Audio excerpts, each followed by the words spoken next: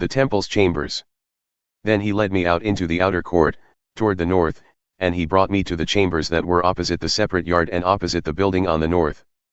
The length of the building whose door faced north was 100 cubits, and the breadth 50 cubits.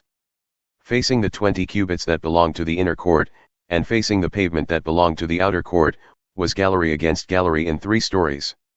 And before the chambers was a passage inward, 10 cubits wide and 100 cubits long, and their doors were on the north. Now the upper chambers were narrower, for the galleries took more away from them than from the lower and middle chambers of the building. For they were in 3 stories, and they had no pillars like the pillars of the courts. Thus the upper chambers were set back from the ground more than the lower and the middle ones. And there was a wall outside parallel to the chambers, toward the outer court, opposite the chambers, 50 cubits long. For the chambers on the outer court were 50 cubits long, while those opposite the nave were 100 cubits long. Below these chambers was an entrance on the east side, as one enters them from the outer court. In the thickness of the wall of the court, on the south also, opposite the yard and opposite the building, there were chambers, with a passage in front of them. They were similar to the chambers on the north, of the same length and breadth, with the same exits and arrangements and doors, as were the entrances of the chambers on the south. There was an entrance at the beginning of the passage before the corresponding wall on the east as one enters them.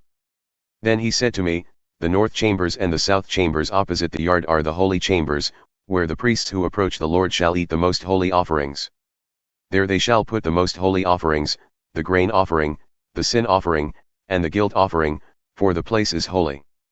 When the priests enter the holy place, they shall not go out of it into the outer court without laying there the garments in which they minister, for these are holy.